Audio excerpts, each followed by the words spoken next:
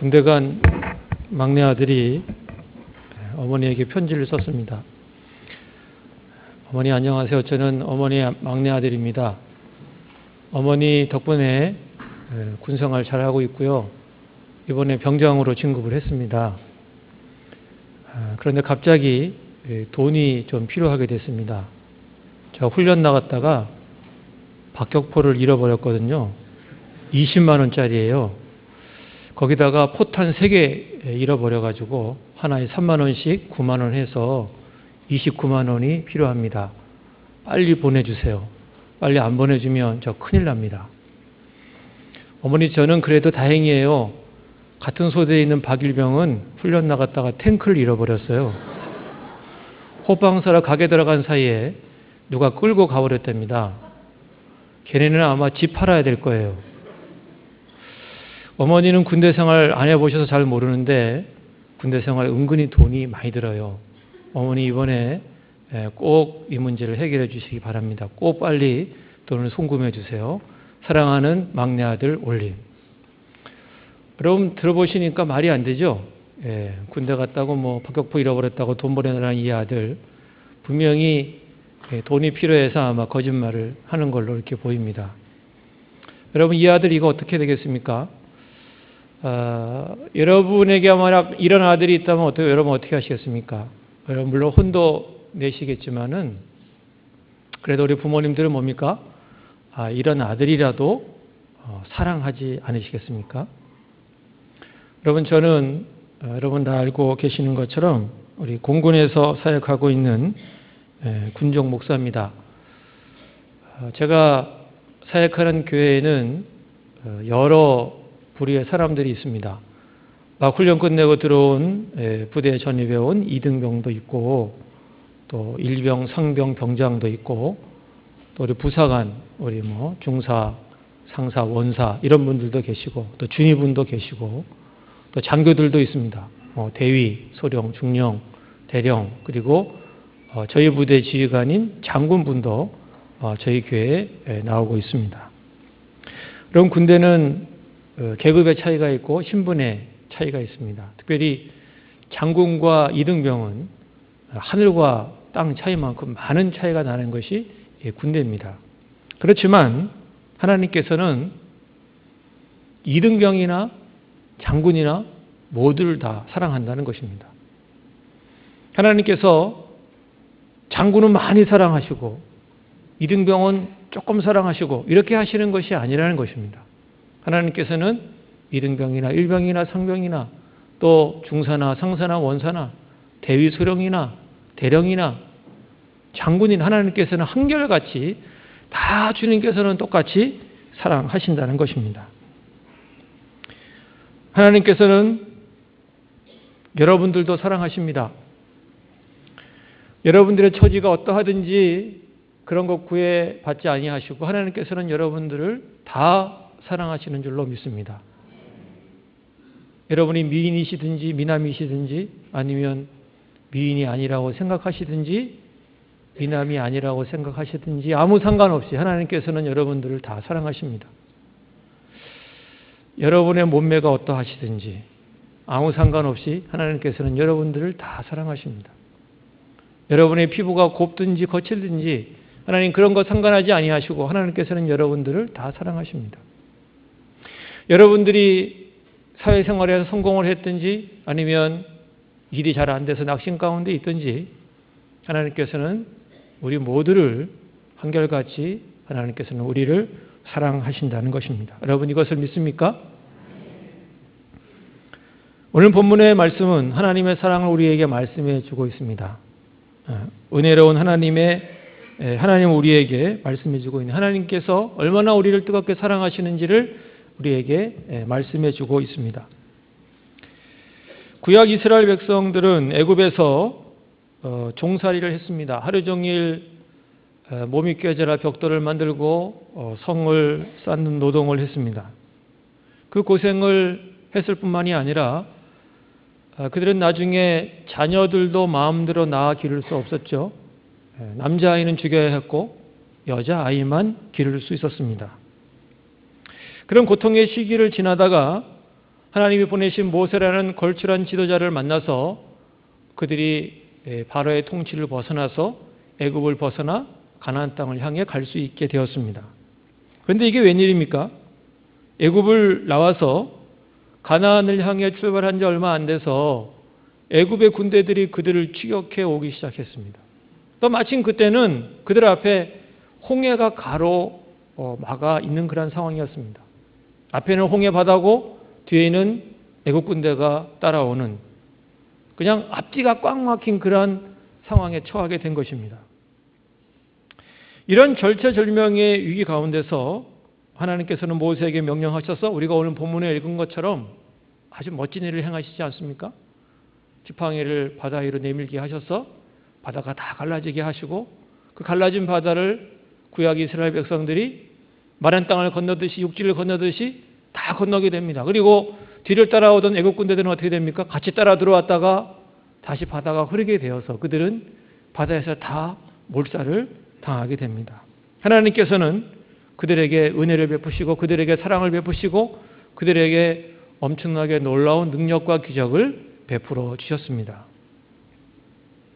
여기에서 우리가 생각할 때 하나님께서는 왜 이들을 사랑하시고 이들에게 은혜를 베푸셨을까? 우린 생각에 아마 구약 이스라엘 백성들이 하나님을 간절히 찾고 주님께 도움을 구하고 주님께 기도를 해서 하나님께서 그들에게 그러한 사랑과 은혜를 베풀어 주었다고 우리가 생각할 수 있습니다. 여러분 그런데요, 성경을 보면 그게 아니었습니다. 애굽의 군대가 뒤에 쫓아오고 앞에 홍해가 가로막고 있는 그런 상황 가운데서 구약 이스라엘 백성들이 하나님 우리를 불쌍히 여기십시오. 우리를 도와주십시오. 우리에게 은혜를 베풀어 주십시오. 주님께 기도한 것이 아니었다고 성경은 얘기합니다. 성경을 보면 오히려 정반대의 모습을 보여주고 있는데요. 우리가 오늘 읽지 않았지만 14장 10절 말씀을 좀 띄워주시기 바랍니다. 14장 10절 말씀이 잘 보이십니까? 10절 말씀 같이 읽을까요? 시작. 바로가 가까이 올 때에 이스라엘 자손이 눈을 들어 본즉 애굽 사람들이 자기들 뒤에 이른지라. 이스라엘 자손이 심히 두려워하여 여호와께 부르짖고, 여기까지만 보면 이스라엘 백성들이 두려워서 하나님께 기도했구나 하는 생각이 들 수 있어요. 근데 그 다음 말씀을 읽어보면 결코 그것이 아니라는 것을 우리가 알 수가 있습니다. 그 다음에 우리 11절 읽겠습니다. 시작. 그들이 또 모세에게 이르되 애굽에 매장지가 없어서 당신이 우리를 이끌어내어 이 광야에서 죽게 하느냐? 어찌하여 당신이 우리를 애굽에서 이끌어내어 우리에게 이같이 하느냐? 모세에게 불평합니다. 왜 당신이 여기까지 우리를 인도했어요? 우리 지금 죽게 됐잖아요. 모세에게 불평을 하고 원망을 하기 시작합니다. 그 다음 12절도 함께 이어집니다. 함께 읽습니다. 우리가 애굽에서 당신에게 이른 말이 이것이 아니냐? 이르기를 우리를 내버려 두라. 우리가 애굽 사람을 섬길 것이라 하지 아니하더냐? 애굽 사람을 섬기는 것이 광야에서 죽는 것보다 낫겠노라. 괜히 나왔다. 애굽에 그냥 살 걸. 괜히 나와서 우리가 지금 다 죽게 됐다. 모세야, 너 완전 잘못했구나. 그래서 모세에게 불평과 불만을 쏟아놓고 있습니다. 어떻게 보면 하나님께 도움을 구하고 하나님의 은혜와 사랑을 간구해야 되는 그러한 시기에 구약 이스라엘 백성들은 하나님과 하나님이 보내신 모세를 향해서, 지도자를 향해서 불평을 했습니다. 원망을 했습니다. 그리고 아마 오늘 본문에 나와 있지는 않지만 상상을 해보면 막 삿대질도 하고, 그죠? 손가락질도 막 하고, 침을 튀겨가면서 악담을 하고, 저주를 하고, 우리 다 죽었다. 너 때문에 우리 다 죽었다. 괜히 애굽에 살 걸 나왔다. 하나님과 모세를 향해서 불평과 불만을 막 쏟아놓는 것입니다. 그런데 그런 구약 이스라엘 백성들에게 하나님께서 은혜를 베푸셨습니다. 우리가 아까 읽은 것처럼 홍해를 갈라주시는 그 은혜, 그들을 구원해 주시는 그 사랑을 하나님께서 베풀어 주셨습니다. 그럼에도 불구하고 하나님께서는 그들을 사랑하여 주셨습니다. 제가 만약 그 당시 하나님이라면 어떻게 했을까요? 여러분이 하나님이라면 어떻게 했을 것 같습니까? 제가 하나님이라면 안 했을 것 같아요. 야, 나에 대해 그렇게 불평하고 원망하고 내가 보낸 지도자 모세를 향해서 그렇게 악담하는 너희들 한번 맛을 좀 봐라. 절대 홍해 안 갈라주고 아마 애국 군대들에게 혼쭐 나게 했을 것 같습니다. 그런데 하나님께서는 그들을 사랑하셔서 홍해를 갈라주시고 그들을 건너게 하시고 그들을 보호해 주셨습니다. 어떤 분들은 하나님 원래 그런 분 아니에요? 하나님 원래 사랑이 많으셔서 다 덮어주시잖아요. 하나님은 무슨 일을 해도 덮어주시는 그런 분 아니에요? 그럼 하나님은 꼭 사랑의 하나님만은 아니시지 않습니까? 민수기 14장 12절에 보면 말씀 좀 띄워주시겠습니까? 하나님은 이런 모습도 보이십니다. 같이 읽을까요? 내가 전염병으로 그들을 쳐서 멸하고 내게 그들보다 크고 강한 나라를 이루게 하리라. 가나안 정탐꾼들의 말에 홀딱 넘어간 사람들 향해 하나님께서는 내가 너희들 다 멸하겠다. 다 멸하고 말겠다. 이렇게 하나님께서 말씀하셨습니다. 그러나 오늘 본문에 하나님께서는 그런 이스라엘을 받아주시고 참아주시고 용납하시고 그들을 사랑하시고 그들에게 은혜와 기적을 베풀어 주셨습니다. 14절에 보면 하나님께서는 그런 이스라엘을 위해서 싸우셨습니다. 하나님과 모세를 향해 불평과 원망을 쏟아놓는 그 이스라엘을 위해서 하나님께서 싸우셨던 것입니다. 오늘 본문에 나오는 하나님은 어떤 분이십니까? 그분은 모든 사람들을 사랑하시는 분이십니다.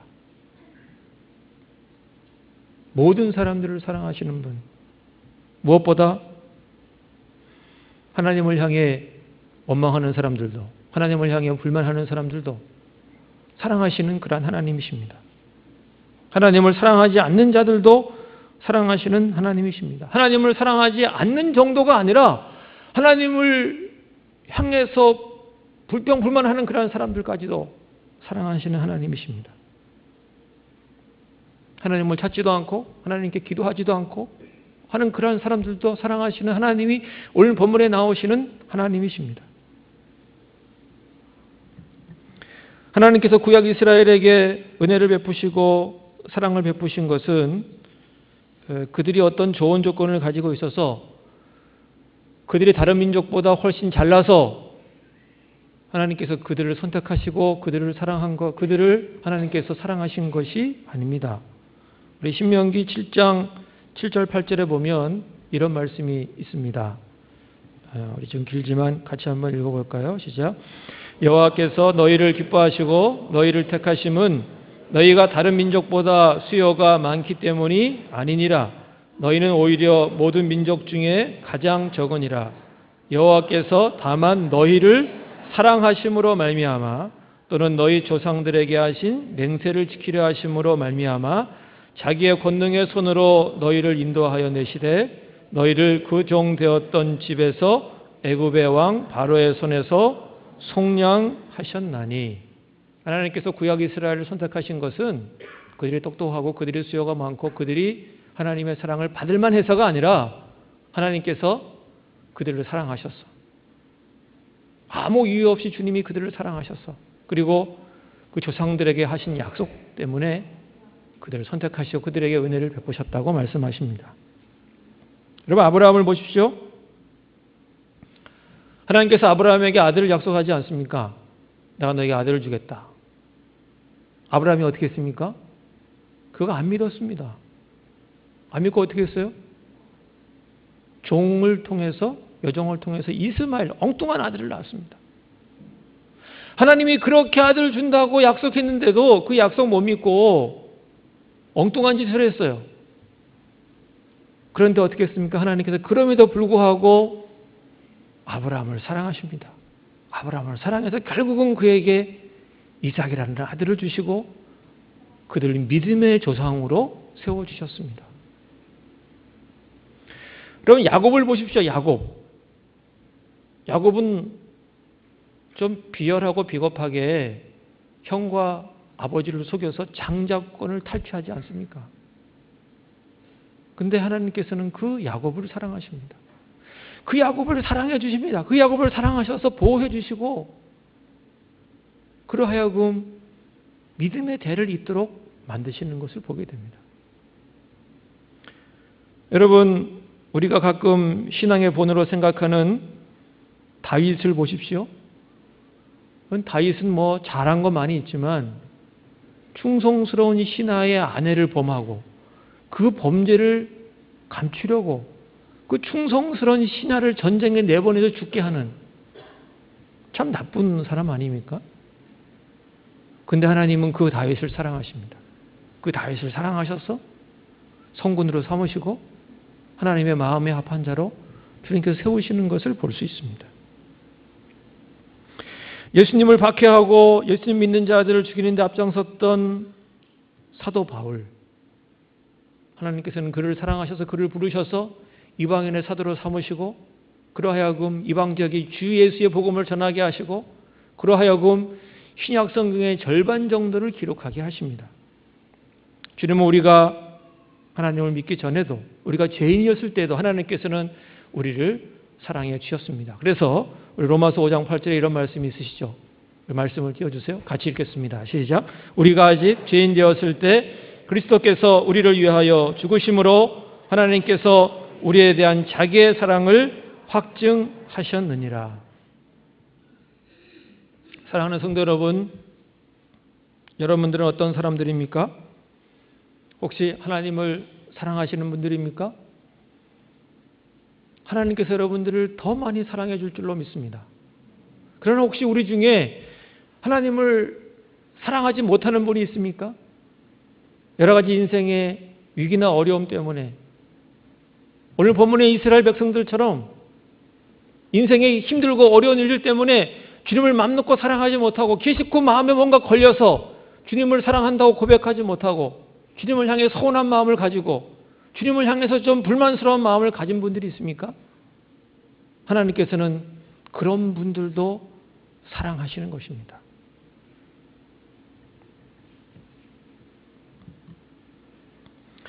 혹시 우리 중에 목사님 그래도 나는 하나님의 사랑을 못 받을 것 같아요 라고 생각하거나 느끼는 분이 계십니까?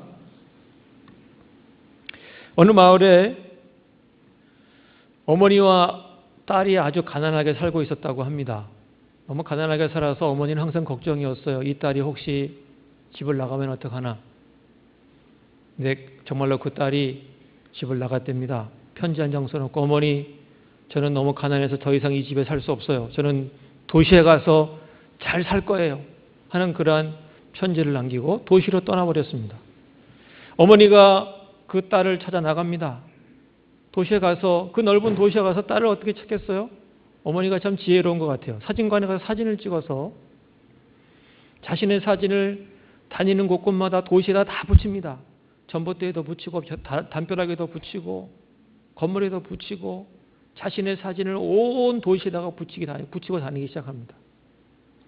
한편 그 딸은요, 어느 호텔에서 몸을 팔고 계단을 내려오다가 복도에 있는 거울을 보게 됩니다. 그 거울을 보니 자기 얼굴이 자기 나이보다 훨씬 더 들어 보입니다.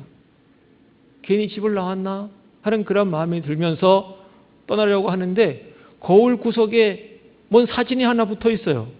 사진을 보니까 자기 어머니 사진인 것입니다. 그 어머니 사진을 보고 울다가 그 어머니 사진 뒤를 보니까 그 뒤에다가 어머니가 이렇게 써놨어요. 사랑하는 딸 보아라. 엄마는 네가 무슨 일을 했든지 나는 상관하지 않는다. 네가 무엇이 되어 있든지 나는 상관하지 않는다. 나는 너를 사랑한다. 어서 집으로 돌아오려무나. 사랑하는 엄마가 이렇게 그 편지를 써놓은 것입니다. 그 어머니가 그 딸에게 하는 말이 바로 하나님께서 우리에게 하시는 말입니다. 우리가 무엇을 했든지 우리가 무엇이 되어 있든지 하나님은 상관하지 아니하시고 우리를 사랑하시는 줄로 믿습니다. 하나님의 이러한 사랑과 은혜를 믿고 확신하고 그 사랑을 받는 여러분 모두가 되시기를 우리 주님의 이름으로 간절히 축원합니다. 그러면 하나님께서 이렇게 주님을 사랑하지 않는 정도가 아니라 주님을 향해 원망도 하고 불평도 하는 그러한 사람들을 사랑하시는 이유와 목적이 어디 있을까요? 우리 같으면 하나님을 향해 원망 불평하면 야 너희는 좀 사라져버려라 이렇게 할 것 같은데 그렇게 하지 아니하시고 그런 사람들조차도 주님께서 사랑하시고 그들을 품으시고 그리고 그들에게 기적을 일으켜 주시고 그들에게 은혜를 베풀어 주시는 주님의 이유가 있지 않을까요? 주님께서 뭔가를 생각하셔서 주님께서 뭔가 좀 이유가 있으시니까 배은망덕한 그들을 주님이 사랑하시는 거 아닐까요? 주님이 그렇게 하시는 이유와 목적에는 두 가지가 있습니다. 첫 번째는 그렇게 해서 사람들이 하나님을 믿고 주님을 경외하게 하기 위해서 그렇게 하신 것입니다. 우리가 오늘 읽은 본문 말씀 가운데 맨 마지막 31절을 우리 아까 함께 읽었지만 다시 한번 우리 함께 읽어보겠습니다. 31절 말씀 함께 읽습니다. 시작. 이스라엘이 여호와께서 애굽 사람들에게 행하신 그 큰 능력을 보았으므로 백성이 여호와를 경외하며 여호와와 그의 종 모세를 믿었더라. 하나님과 모세를 향해 불평했던 그들이 하나님께서 홍해를 갈라주시는 그 은혜와 사랑을 맛본 다음에 어떻게 됐어요? 하나님을 믿고 경외하고 하나님이 보내신 모세도 신뢰했습니다. 하나님은 이것을 위해서 그렇게 하신 것입니다. 그리고 예수님께서 십자가에 달리신 것도 마찬가지 아니겠습니까? 예수님이 왜 십자가에 달리셨습니까? 하나님을 모르는 자들, 예수님을 알지 못하는 사람들, 그들로 하여금 하나님을 믿게 하려고, 예수님을 믿게 하려고, 주님을 경외하게 하려고 주님께서는 십자가에 달리시는 그 사랑으로 우리를 사랑해 주신 것입니다.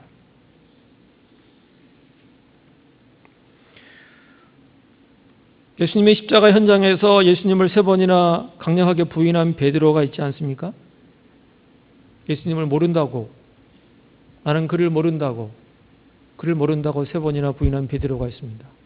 주님은 어떻게 했습니까? 그 베드로 품고 사랑해 주지 않습니까? 그를 찾아가셔서 내가 나를 사랑하느냐? 내가 나를 사랑하느냐? 내가 나를 사랑하느냐? 주님께서는 그에게 3번이나 물으셨고 베드로는 그 주님의 물음에 뜨거운 눈물을 흘리며 주님께 사랑한다고 고백을 합니다. 주님의 사랑은 베드로로 하여금 다시 주님을 사랑하도록 했고 주님을 믿게 했고 주님을 경외하게 하였습니다. 특별히 우리의 상황과 여건이 주님을 사랑하기 어려울 때가 있지 않습니까? 내 인생 가운데 여러 가지 힘들고 어려운 일이 있어서 주님이 나를 과연 사랑할까요? 하는 그런 의심이 들 때가 있지 않습니까? 그런 상황에서도 주님께서는 우리로 하여금 주님을 사랑하도록 하기 위해서 그럼에도 불구하고 주님께서는 우리를 사랑해 주시는 것입니다. 제가 사역했던 공군 본부교회에 전역하시고 나오시는 장로님이 한 분 계셨습니다. 근데 그 장로님의 손자가 이제 막 돌이 지나서 걷기 시작했는데 악성 뇌종양이 발견이 됐어요. 쉽게 얘기하면 뇌에 암이 생긴 것입니다. 그래서 이 장로님과 권사님이 열심히 서울로 다니시면서 그 손자가 항암 치료하는데 함께 기도하고 함께 돕고 이렇게 열심히 했어요. 1차 항암 치료가 끝났습니다. 그런데 장로님 권사님의 기도와 수고에도 불구하고 또 그 어린아이가 힘겨운 그 싸움을 했음에도 불구하고 이 기대한 만큼의 효과가 없었어요. 그런 그러던 어느 주일날 이 장로님이 이제 주일날 대표 기도를 하시게 됐습니다.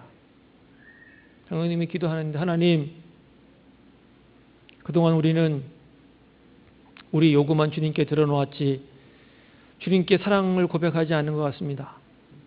하나님 아버지, 하나님을 사랑합니다 하고 기도하고는 그 다음에는 말을 잇지 못하시는 거예요. 그 장로님의 상황이 하나님을 사랑하기 어려운 상황 아닙니까? 손자가 악성 뇌종양인데 치료를 했는데도 별 효과가 없어요. 하나님을 사랑한다고 고백하기 어려운 여건입니다. 그럼에도 불구하고 그 장로님이 하나님을 사랑한다고 기도를 통해 고백을 하는 것입니다. 왜 그렇습니까? 그 장로님은 아는 거예요. 하나님이 자신을 얼마나 사랑해 주시는지, 십자가의 사랑으로 자신을 얼마나 사랑해 주는지 경험하고 깨닫고 아시는 분입니다. 그렇기 때문에 그는 본인의 그런 상황에도 불구하고 하나님을 사랑한다고 그는 고백하시는 겁니다. 사랑하는 성도 여러분, 여러분의 상황이 어떠하든지 혹시 오늘 본문의 이스라엘처럼 하나님이 우리를 사랑하지 않는 것처럼 보이는 그런 상황 가운데 있을지라도 하나님이 우리를 사랑하시는 그 사랑을 경험하시고 하나님을 사랑하신다고 고백하고 하나님을 사랑한다고 주님께 담대히 말씀드릴 수 있는 여러분 모두가 다 되시기를 우리 주님의 이름으로 간절히 축복합니다. 하나님께서 우리가 부족함에도 불구하고 사랑해 주시는 또 다른 이유는 다른 사람에 대해서도 그렇게 하라고 말씀하십니다. 우리 요한복음 13장 34절에 보면 이렇게 말씀하고 계시죠. 우리 같이 읽겠습니다. 시작. 새 계명을 주노니 서로 사랑하라. 내가 너희를 사랑한 것 같이 너희도 서로 사랑하라. 하나님께서는 우리가 하나님의 그 사랑을 받은 대로 우리 주변의 사람들, 우리 교인들, 우리 가족들, 우리가 만나는 사람들 다 사랑하게 하시려고 주님께서 우리를 그렇게 사랑하신 것입니다. 누가복음 6장 32절 33절에 보면 이런 말씀이 있습니다. 같이 한번 읽어볼까요? 너희가 만일 너희를 사랑하는 자만을 사랑하면 칭찬받을 것이 무엇이냐? 죄인들도 사랑하는 자는 사랑하느니라. 너희가 만일 선대하는 자만을 선대하면 칭찬받을 것이 무엇이냐? 죄인들도 이렇게 하느니라. 그러면서 마지막 36절에 이렇게 말씀하시죠. 같이 읽습니다. 너희 아버지의 자비로우신 같이 너희도 자비로운 자가 되라. 우리를 사랑해 주는 사람, 나에게 잘해 주는 사람만 사랑하는 것은 안 믿는 사람도 다 한다는 겁니다. 너희는 하나님의 그럼에도 불구하고 사랑을 받았으니까 너희들은 하나님처럼 하나님이 너희를 사랑해 준 것처럼 너희들을 잘 안 대해주는 사람들도 너희들 기분 나쁘게 하는 사람들도 사랑하라고 말씀합니다. 하나님의 십자가에 사랑이 있으니까 너희들은 그렇게 하라고 우리에게 말씀하고 있습니다. 여러분, 저는 군에서 장병들에게 복음을 전하는 목사입니다. 이미 믿고 들어온 병사들에게는 더 믿음을 성장시키고 예수를 모르는 병사들에게는 예수님을 전해서 믿는 사람으로 제대시키는 것이 제가 하는 일입니다. 여러분, 그런데 믿지 않는 병사들 믿게 하는 거, 예수 믿게 하는 거 쉽지 않습니다. 옛날에는 초코파이 하나로 그 병사 영혼을 샀다고 그랬습니다. 옛날에 우리 군정목사 선배들이 초코파이 하나면 젊은 병사 영혼 하나를 산다 이렇게 얘기했어요. 그만큼 옛날에는요 힘들고 어려웠기 때문에 초코파이 하나 주면서 예수 믿어? 그러면 예 알겠습니다. 끝났어요 그냥. 근데 요즘에는 안 됩니다. 요즘에는 병사들의 마음을 얻기가 어렵습니다. 그들 예수 믿게 하기 위해서 그들을 만나야 되지 않습니까? 제가 네오반을 찾아가든지 아니면 그들로 하여금 교회에 나오게 해야 예수님을 전할 수 있으니까 제가 간식 들고 찾아가기도 하고 또 교회에 행사를 만들어서 나오게 합니다. 그래서 우리 교회 우리 군교회에 있는 우리 권사님 집사님들이 간식을 만들어서 우리 병사들에게 주기도 하고 또 따뜻한 코코아를 만들어서 주기도 하고 여름에는 시원한 팥빙수 만들어서 주기도 하고 때로는 민간교회 협력을 받아서 아름다운 자매들을 불러다가 앞에 나와 찬양도 하게 하고 이게 아주 안 믿는 병사들이 좀 교회에 오게 한 다음에 그들에게 예수 그리스도를 증거합니다. 그러면 어떻게 됩니까? 병사들이 딱 예수를 잘 믿고 하면 얼마나 좋겠습니까? 근데 현실은 꼭 그렇지 않습니다. 그 중에 물론 그런 걸 통해서 예수를 잘 믿고 교회에 나오는 병사들도 있지만 그렇지 않은 병사들도 있어요. 그냥 간식만 받아먹고 가는 병사도 있습니다. 그냥 행사에 나와서 주는 간식 맛있게 먹고 눈여겨하고 그냥 가는 병사도 있어요. 어떤 병사는요, 교회는 계속 나와. 근데 예수를 안 믿는 병사도 있어요. 우리 민간교회는 그런 일이 별로 없을 겁니다. 근데 우리 군대교회는 그런 일이 있어요. 매주마다 교회 나와요. 근데 예수 안 믿어요. 자기는 기독교인이 아니라 그래요. 근데 매주마다 교회 나와요. 아, 속에서 불이 나죠. 또 어떤 병사는요, 옆에, 우리 군대는 바로 옆에 천주교 불교가 같이 있거든요. 천주교 불교에서 맛있는 간식 주면 글로 가는 병사가 있어요. 교회 멀쩡히 잘 나오다가. 그런 그들을 보면 참 화가 납니다. 인간적으로 생각해도 다른 종교는 가면 안 되는 거 아니겠습니까? 그죠? 그들을 어떤 때는요, 지금 기대하고 막 했다가 그 기대가 무너지고 그들이 예수를 안 믿고 그렇게 막 하는 거 보면 어떤 때는 그들이 막 미워집니다. 근데 그 미워질 때마다 제가 오늘 본문의 말씀을 묵상합니다. 원망과 불만을 품고 있던 그 구약 이스라엘도 사랑하신 그 하나님의 사랑을 묵상합니다. 그리고 저도 하나님처럼 그 병사들을 품고 사랑하려고 몸부림을 칩니다. 인간적으로 생각하면 잘 되지 않습니다. 그렇지만 성령님 의지해서 하나님께서 하신 것처럼 그들을 품고 그들을 사랑하고 그들을 참아주고 그들을 기다려주고 그들을 어떻게든지 사랑해서 예수 믿게 하려고 합니다. 그 사랑을 병사들이 압니다. 그 사랑을 병사들이 알고 병사들이 자꾸 이제 교회 오고 예수 믿게 되는 것입니다. 여러분, 사명이라는 찬양 여러분 아시죠? 그 찬양의 가사를 잠깐 함께 봤으면 좋겠습니다.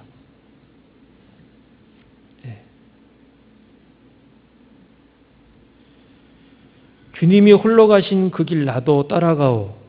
모든 물과 피를 흘리신 그 길을 나도 가오. 험한 산도 나는 괜찮소.